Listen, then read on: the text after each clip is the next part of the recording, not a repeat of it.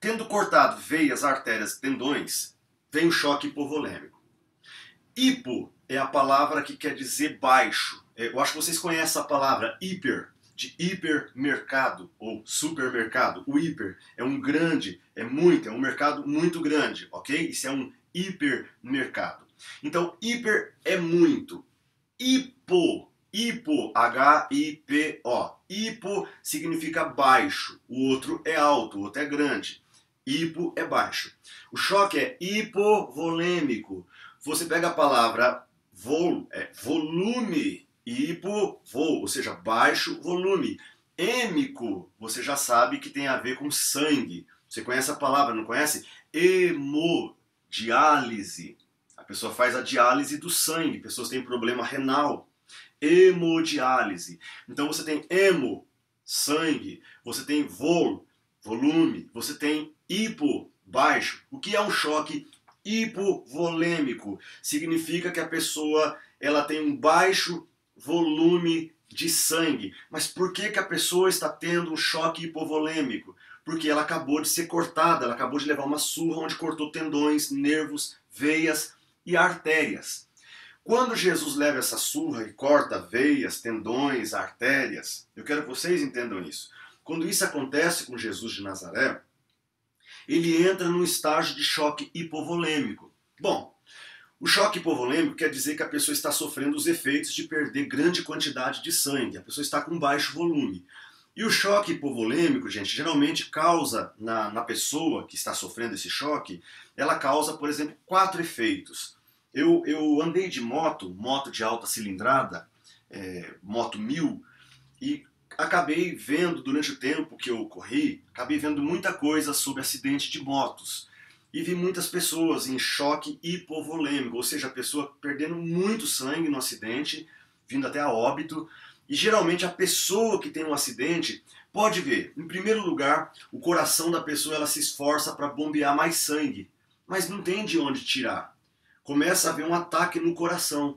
O coração quer bombear sangue, mas a pessoa está perdendo muito sangue. O sangue está vazando dela, seja por um acidente, ou seja no caso de Jesus de Nazaré, choque hipovolêmico, tendo as suas veias, tendões e artérias cortadas pelos chicotes, com lascas de chumbo e ossos na ponta. Então, uma pessoa que está tendo um choque hipovolêmico, a primeira evidência, a primeira marca que você vê nela, o primeiro sinal, é que o coração se esforça para bombear mais sangue. Em segundo lugar, a pressão sanguínea dessa pessoa cai. Quando a pressão sanguínea da pessoa cai, porque a pessoa está perdendo sangue, lembra? Ela está bombeando, mas o sangue está jorrando, está vazando por um corte, por alguma fratura exposta que a pessoa teve. Então o sangue ele acaba saindo. Esse baixo volume de sangue no corpo da pessoa faz com que a pressão sanguínea caia. Quando a pressão sanguínea cai, a primeira coisa que vai acontecer é a pessoa desmaia, ou ela tem um colapso. Eu não sei se vocês se lembram, mas quando Jesus carregava a cruz, Jesus desmaia. Vocês lembram disso? Que ele cai no chão com a cruz? Ele tem essa sensação de desmaio. E aí chamaram Simão, o pretinho de Cirene, Simão o Cirineu. E ele ajuda Jesus a carregar a cruz. Por que Jesus está desmaiando? Por que Jesus está desmaiando? Jesus está desmaiando porque ele perdeu sangue na surra romana que ele levou. Ele está com a pressão baixa, o coração está acelerado. O Jesus que carrega a cruz, a evidência médica consegue estudar o que está acontecendo com o corpo dele. Uma terceira evidência de uma pessoa que está com choque hipovolêmico é o coração acelera para bombear sangue. Segundo, a pressão dessa pessoa cai, porque ela está perdendo sangue, e ao cair a pressão a pessoa tem sensações de desmaio, de colapso. Em terceiro lugar, gente, os rins da pessoa param de produzir urina. Isso é fato. Os rins da pessoa param de produzir urina numa tentativa desesperada de conservar o volume de líquido que ainda sobrou nesse corpo. Tá bom? Então quem é o Jesus que carrega a cruz? Ele é um Jesus que está com o coração acelerado. Ele é um Jesus que está com a pressão baixa, beirando o desmaio, espasmos e desmaio, colapso. Ele é um Jesus os rins pararam de produzir urina para tentar preservar o restante de líquido que ainda sobra nesse corpo. E em quarto lugar, gente, a pessoa ela fica com muita sede. Por quê? Porque o corpo pede por líquidos para repor o sangue que a pessoa perdeu. Então a pessoa tem muita sede. Você consegue entender quando aqui em João 19, no verso 28, diz: depois Depois de todas as coisas estavam terminadas, para que se cumprisse a escritura, ele disse: tenho sede. Jesus tem sede. Por que tem sede? Tem sede porque está em choque hipovolêmico. Jesus desmaia com a cruz e cai no caminho. Por que desmaia com a cruz no caminho? Porque ele está em choque hipovolêmico. Vocês estão conseguindo entender? Ele passa por uma hemaditrose, que é uma evidência médica de glândulas sudoríparas que se rompem e faz com que sangue brote misturado a suor. Isso é uma evidência médica, a Bíblia não mente, é verdade. Jesus estava com muita dor, com muita angústia, com muita pressão. A Bíblia não mente quando fala de gotículas de sangue saindo com suor. Agora a Bíblia vai dizer que Jesus sente sede, que Jesus cai no caminho. Tudo isso é uma evidência da surra que ele levou, que é provado historicamente, que era uma surra brutal, que cortava nervos, tendões, veias e artérias, fora os músculos inferiores que deixavam órgãos internos expostos ao ponto de vazar e a pessoa morrer ali mesmo. Por que eu estou contando isso para vocês? Porque esses 4 efeitos do choque hipovolêmico são vistos na pessoa de Jesus de Nazaré quando ele carregava a cruz, subindo a montanha. E não resistiu, caiu. O soldado romano ordenou que Simão carregasse a sua cruz. Mais tarde nós lemos que Jesus vai ter sede por causa dos efeitos terríveis do açoite. Nós podemos dizer que o corpo de Jesus de Nazaré já estava, gente, em estado crítico, mesmo antes dos pregos atravessarem as suas mãos. Não é possível que Jesus tenha saído vivo daquela cruz, gente. Essa aula é para provar para você, à luz da medicina, que não é brincadeira. Jesus morreu sim. Não há nenhuma possibilidade que ele tenha chegado na cruz e tenha encenado, tenha apenas desmaiado, depois ele voltou do desmaio, como se nada tivesse acontecido. Ele levou uma surra romana, que corta nervos, tendões, veias e artérias. Ele tem evidências de choque hipovolêmico. Médicos estudando o texto da crucificação de Jesus é que nos dão esses nomes de choque hipovolêmico. Médicos é que nos dão um nome de hemaditrose. Um médico consegue estudar o corpo de Jesus de Nazaré 2000 anos depois, a partir das evidências que se apresentam aqui. E eu tenho certeza que João não tinha a mínima ideia do que era um choque hipovolêmico, quando ele relatou que Jesus desmaia, que Jesus cai com a cruz, quando ele relata que Jesus tem sede. Em nenhum momento ele sabe que essas evidências médicas existem, ele não tinha essa noção. Ele também não tinha noção, quando ele é que fala que furaram Jesus, saiu água com sangue. Você vai ver já já o que é água com sangue na evidência médica. Por que sai água com sangue? Muito bem, então eu quero que você pegue essa aula, assista umas 2, 3 vezes essa aula. Vamos falar um pouquinho agora sobre a agonia da cruz. Por mais desagradável que seja, nós estamos na terceira parte da nossa aula, por mais desagradável que seja ter que descrever tudo isso, o pior ainda estava por vir.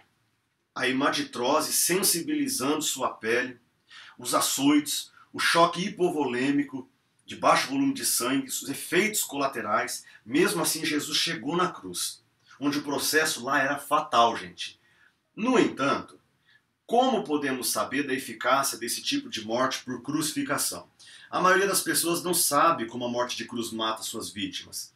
Haveria alguma possibilidade de Jesus ter passado por essa experiência brutalizado, ensanguentado, mas ter saído dali vivo? Bom, vamos então entender essa terceira parte. Bom, vamos lá. Primeiro, Jesus carregou a cruz. A viga que carregou era chamada de patíbulo.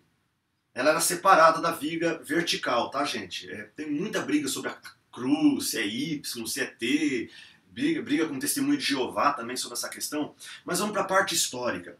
A viga que Jesus carregou era chamada de patíbulo. Ela era separada da viga vertical. A vertical é assim, a horizontal é assim.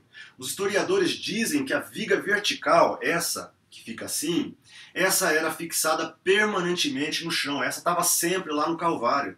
Jesus não carrega uma cruz assim. Ele não carrega.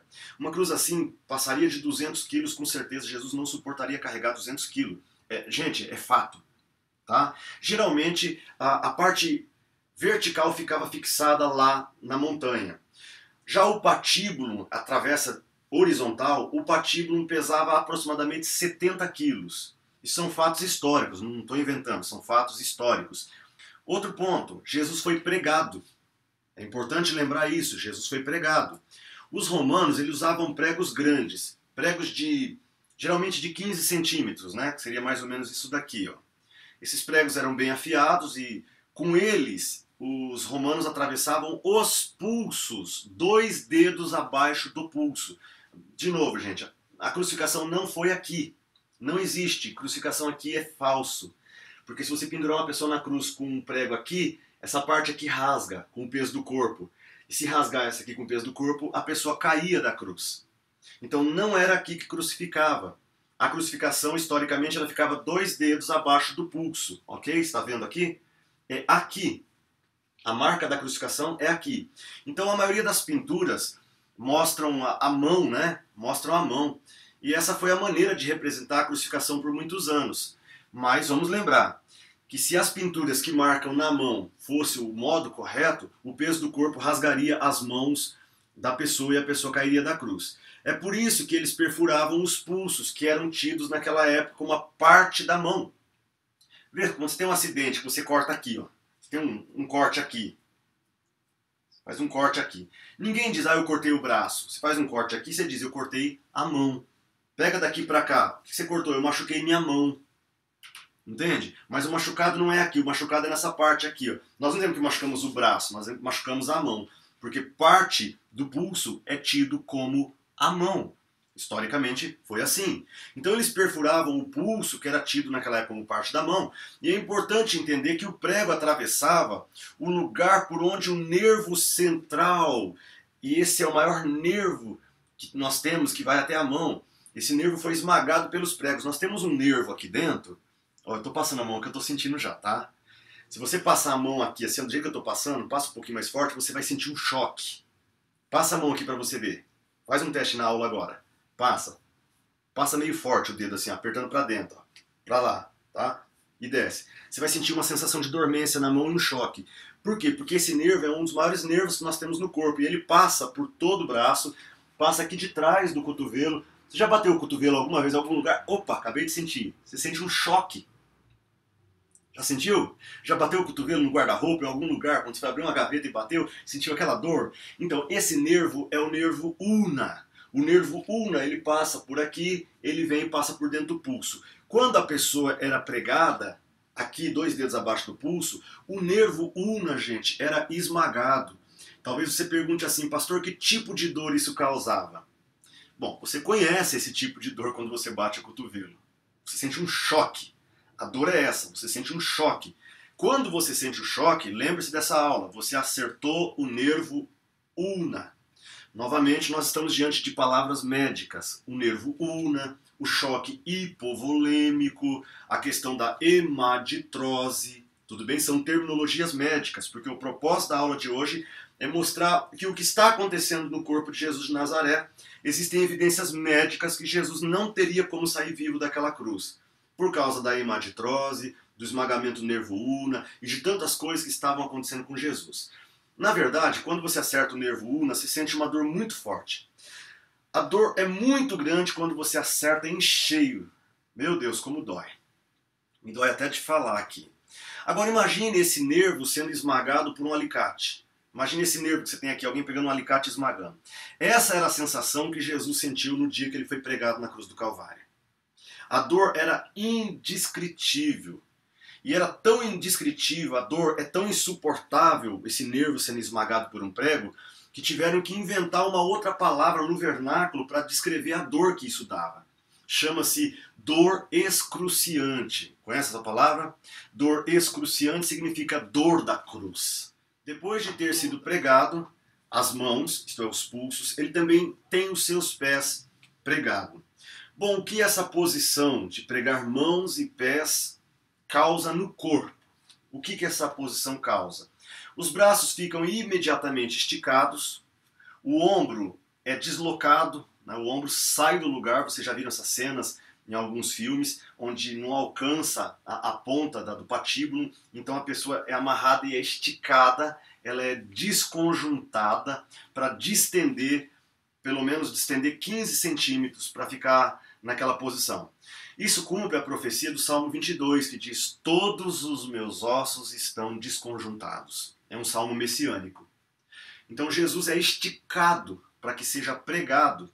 E aí você pergunta, mas pastor Rubens, do que morre uma pessoa crucificada? Bom, a crucificação ela é em essência lenta, ela é uma lenta agonia até a morte, como eu já disse agora há pouco, por asfixia. E a razão para isso é que a tensão dos músculos e o diafragma deixa o peito numa posição de inalar, né? Para exalar, a pessoa tem que firmar-se sobre os pés, para aliviar um pouco a tensão dos músculos. Por isso que geralmente nas crucificações você vê ali uma tabuinha debaixo do pé, para dar um apoio para a pessoa ela levantar e esticar. Só que ao fazer isso, o prego que está no pé rasga o pé. Quando ela se apoia para levantar, rasga o pé. Depois, para inalar novamente, a pessoa tem que se erguer novamente, raspando as costas. Olha o movimento. Primeiro é desconjuntado. Depois, lá nos pés pregados, você tem que levantar, a dor no pé é terrível, um pé pregado. E quando você levanta aqui ou desce para respirar, lembre-se que não era uma tábua, a cruz não era uma tábua lixada, lisinha, as ferpas, né? Era uma tábua bruta. A pessoa ficava ali, imagina as costas, como é que não ficava, e Jesus tinha já levado aquela surra nas costas. Então imagine a situação que era tentar respirar roçando as suas costas já machucadas numa madeira que não era lisinha, não era para ajudar o crucificado, era para judiar mesmo. Então a pessoa chegava a um ponto que não conseguia mais respirar, gente. Ela não conseguia mais subir, de dor nas costas, de dor nos pés, de dor nos braços. Ela não conseguia mais respirar. Por isso ela morria. No caso dos ladrões ali, veio que quebraram as pernas deles. Chegaram o sábado, eles estavam fortes fisicamente, não tinham sido açoitados, como Jesus foi, porque Jesus só foi açoitado porque Pilatos tentou fazer uma jogada para que ficassem com pena de Jesus e não matassem, porque ele percebeu que Jesus era inocente, mas os dois ladrões não foram açoitados.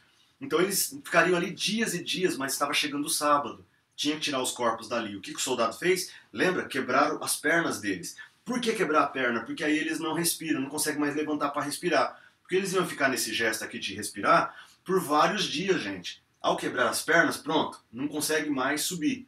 Ao não conseguir mais subir, não consegue mais respirar, ok? Então eles morrem ali. Bom, no caso de Jesus, Jesus já está numa situação precária. Precária. Essa falta de respiração, porque não tem como você ficar roçando na madeira atrás com os braços desconjuntados, você fica imobilizado. Jesus já tinha vindo de uma infusão, já tinha vindo de um choque hipovolêmico, de uma hematitrose, esmagamento nervo-ulna, ele já não conseguia mais respirar. E isso provoca o que a medicina chama de acidose respiratória. Deixa eu te ajudar aqui. De novo, é um termo médico, tá bom?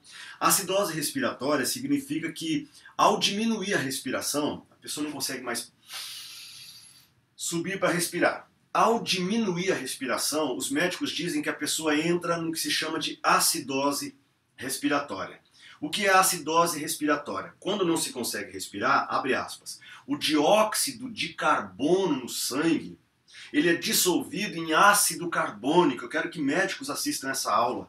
Você vai ver, irmão, que a nossa fé é verdadeira, nós não estamos mentindo. Quando você não consegue respirar, o dióxido de carbono do seu corpo, que está lá no seu sangue, ele acaba se dissolvendo por falta de respiração, por falta de oxigênio, ele é dissolvido em ácido carbônico. E essa acidez, ele faz com que essa acidez do sangue aumente. E isso faz o coração bater de forma irregular, porque o coração é que bombeia esse sangue agora ácido. Ácido por falta de oxigenação do cérebro, ok? Então o dióxido de carbono acaba se dissolvendo em ácido carbono, isso faz com que a acidez no sangue aumente muito, esse sangue passa pelo coração já fragilizado desde do choque hipovolêmico que ele tinha sentido, que ele já estava com pouco sangue, o batimento cardíaco já estava desregulado, agora a falta de respiração, a acidez respiratória, a acidez no sangue, faz com que o coração entre num estado totalmente irregular. E aí, quando o coração de Jesus começa a bater irregularmente, Jesus deve ter entendido que estava chegando a hora dele. E ele chega e fala para o Pai assim, Pai, nas tuas mãos eu entrego o meu espírito. Jesus sentiu que estava morrendo, gente. Jesus sentiu que a morte da cruz não era uma morte para 3, 4, 5 dias, uma semana. Ele já chegou ali num estado difícil. Jesus já chegou ali fisicamente em um estado deplorável.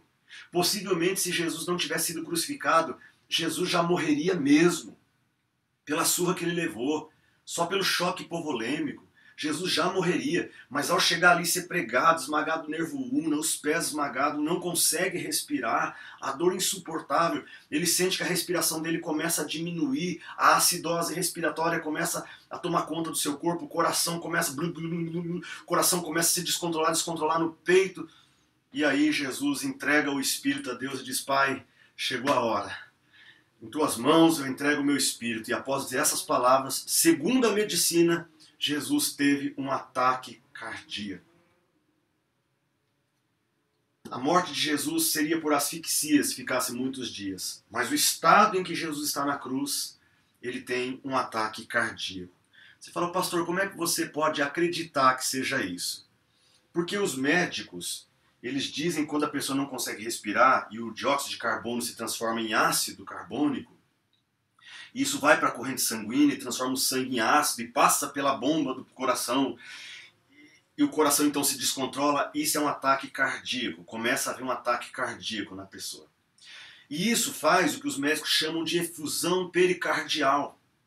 Existe a efusão pleural e existe a efusão pericardial, tá bom? A efusão em torno dos pulmões se chama efusão pleural, nos pulmões. E a efusão pericardial é a que acontece no coração. Quando Jesus entrega o Espírito ao Pai, os médicos dizem que ele teve um ataque cardíaco. Por que um ataque cardíaco? Porque ele teve uma efusão pericardial. Pouco antes de morrer, o choque hipovolêmico deve ter feito o coração de Jesus bater rapidamente por algum tempo, o que teria contribuído para fazê-lo falhar, resultando num acúmulo, agora gente, um acúmulo de líquido na membrana em torno do coração. Esse acúmulo de líquido em torno da membrana do coração, os médicos chamam isso de efusão pericardial. Por que é importante falar de efusão pericardial e desse líquido? Por causa do que aconteceu quando o soldado romano se aproximou. Tendo quase certeza de que Jesus estava morto, ele confirmou a morte de Jesus enfiando uma lança ao seu lado. Eu li isso para vocês na leitura de João. Quando ele enfia a lança ao lado de Jesus, do peito de Jesus, pela descrição do texto, deve ter sido aqui entre as costelas, ao que parece, porque era por aí que se fazia o furo, o soldado romano furava por aí, a intenção era chegar no coração. A lança atravessa o pulmão, ok? A lança atravessa o pulmão e o coração. E quando a lança é tirada, pode ver quando o soldado furou e tirou a lança, estou no verso 34 de João 19, contudo um dos soldados lhe furou o lado com uma lança e logo saiu sangue e água. Talvez a pergunta que você faça é: por que João foi tão detalhista em colocar sangue e água? O João não sabia que aquela água, aquele líquido incolor, aquele líquido branco que ele viu, transparente, ele não percebeu, ele não sabia, né, do ponto de vista da medicina, ele não sabia que aquilo lá era o líquido do pericárdio. O pericárdio que envolve o coração. Nós temos o pericárdio, todos nós temos o pericárdio. E todos nós temos uma pequena porção de líquido pericardial. Mas quando a pessoa tem um infarto e você verifica a autópsia da pessoa em que eles abrem o peito, geralmente o coração da pessoa, se é desse tamanho, quando abre o peito, o coração da pessoa está desse tamanho. Gente, você já ouviu falar de alguém que teve um ataque cardíaco? Você já ouviu falar de alguém que o médico fez a autópsia e o coração estava desse tamanho? O coração é desse tamanho aqui. Aí de repente abre o peito, na autópsia está desse tamanho.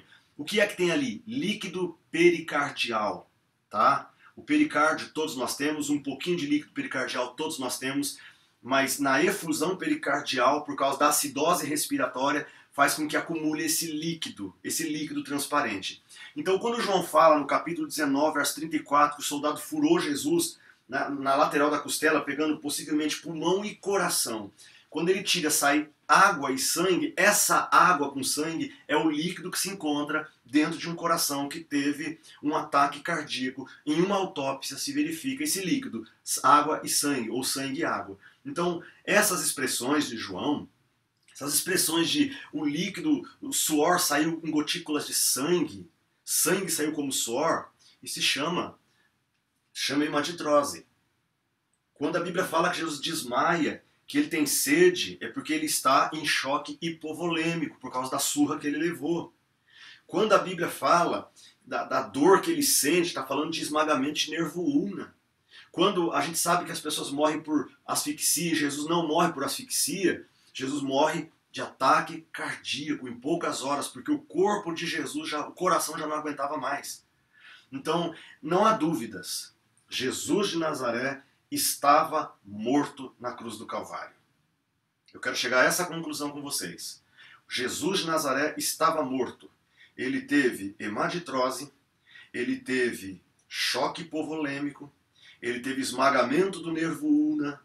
Jesus passa por situações terríveis de efusão pericardial. O texto dá evidência de sangue e água. O texto dá evidência que Jesus disse, está consumado, acabou, chegou a hora da morte, morri. E aí furam ele e sai sangue e água. Ou seja, a evidência médica de que Jesus teve um ataque cardíaco. Jesus estava morto na cruz do Calvário. Eu quero dizer isso para você porque Jesus não estava brincando na cruz do Calvário. Ele não estava brincando de ser Deus e morrer por mim e morrer por você. Jesus morreu mesmo. Não era brincadeira. Jesus me amou mesmo. Jesus morreu mesmo, tá bom? Então deixa eu finalizar essa aula com as respostas, algumas respostas para alguns céticos. Alguns perguntam assim, Pastor Rubens, por que as pernas dos ladrões foram quebradas e a de Jesus não? Será que não tinha tramóia aí para poder Jesus sair vivo?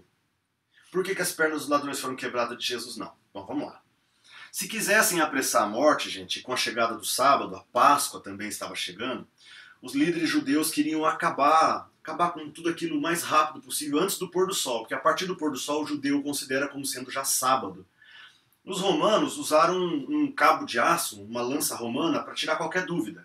É uma lança curta que eles usavam para poder partir os ossos inferiores das pernas das vítimas. Então eles pegaram esse cabo de aço e isso quebraria as pernas dos ladrões. Isso impediria que eles empurrassem para cima com as pernas para poder respirar. E aí a morte por asfixia ocorreria em questão de minutos. As pernas de Jesus não foram quebradas. Por que não foram quebradas? Não foram quebradas porque o soldado já havia verificado que Jesus estava morto. E usaram a lança para confirmar isso. Furaram Jesus. Jesus nem quebrou as pernas, percebeu que ele estava morto, nem se mexia mais, não tinha mais o que fazer, estava morto. Mas o soldado romano é um perito em morte. Os romanos eles eram especialistas em matar gente. O soldado que estava ali, de acordo com as leis, eu vou passar para você na próxima aula isso, se um soldado permitisse que alguém descesse vivo de uma cruz, o soldado pagava com a própria vida. Isso é um fato histórico, ok? Então o soldado pagava com a própria vida. Para tirar a dúvida, ele pega a lança e ele não quebra a perna de Jesus, ele fura pulmão e coração. Gente, desculpa, não tem como não acreditar que Jesus estava morto. Não tem como não acreditar. Quem acredita que Jesus não estava morto, acredita em fábula. Porque uma pessoa que tem hemaditrose, uma surra daquela que ele levou, que tem evidências claras de que teve choque hipovolêmico, esmagamento do nervo ulna, e em seguida, literalmente, ele tem uma acidose respiratória, uma efusão pericardial, e ainda é furado na lateral com uma lança. Não tem como ele não estar morto. Tudo bem? Ah, pastor, mas era um tempo de conhecimentos médicos anatômicos muito rudimentares. Como podemos ter certeza que o soldado não se enganava? Acabei de dizer, irmãos. É verdade que eles não frequentavam escolas de medicina, mas é também bom lembrar que eles eram especialistas em matar pessoas. Pelo amor de Deus. Eles eram especialistas em matar pessoas. Esse era o trabalho deles, era o ganha-pão deles. Aliás, eles faziam muito bem, tá bom? Os romanos sabiam matar. Eles sabiam muito bem quando alguém estava morto e isso não é tão difícil de determinar. Além disso, se de algum modo o prisioneiro escapasse, não esqueça dessa informação. O soldado era morto no lugar da pessoa, o que dava a ele uma grande motivação e um grande incentivo para certificar-se com segurança de que cada vítima estava morta antes de ser retirada da cruz. Finalizando a nossa aula, Pastor Rubens, existe a mínima possibilidade de Jesus ter sobrevivido diante de tudo que dissemos até agora? A resposta, gente, é a seguinte: de jeito nenhum. Pois ele já estava com choque hipovolêmico antes da crucificação começar. Ele não poderia ter fraudado a sua morte, visto que ninguém pode representar que não está respirando por muito tempo. Era fácil verificar isso. Ninguém pode forçar a paralisia na respiração por muito tempo. Além disso, gente, não vamos esquecer, a lança enfiada no seu coração teria resolvido definitivamente esse tipo de dúvida. E os soldados romanos não estavam dispostos a pagar com a própria vida, deixando Jesus sair vivo dali. Então vamos especular que o impossível tenha acontecido e que Jesus tenha, de alguma forma, conseguido sair vivo daquela cruz. É isso que você tem que imaginar. Como teria conseguido se livrar dos panos em que estava enrolado? Porque ele foi totalmente enrolado. Na próxima aula você vai entender isso. Como ele conseguiu empurrar a grande pedra que estava na entrada do túmulo, que pesava mais de 2.000 quilos? Como ele conseguiu passar pela guarda romana que estava junto ao túmulo guardando? Do ponto de vista médico, como estaria Jesus fisicamente quando foi encontrar com seus discípulos? Pense isso comigo. Então foi uma farsa, Jesus não estava morto. Como teria sido o encontro dele com os discípulos fisicamente? Como ele poderia andar com os pés que foram feridos gravemente? Como ele poderia andar no caminho de Emaús, naquela estrada com os seus discípulos? Como eles não teriam percebido que ali estava uma pessoa ferida, profundamente ferida?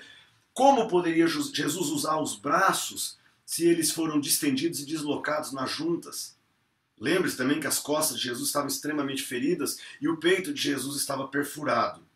Então, querido aluno do CTL Online, eu te pergunto, alguém de aparência tão destruída jamais teria inspirado os seus discípulos a sair e proclamar que ele é o Senhor da vida e que triunfou sobre o túmulo?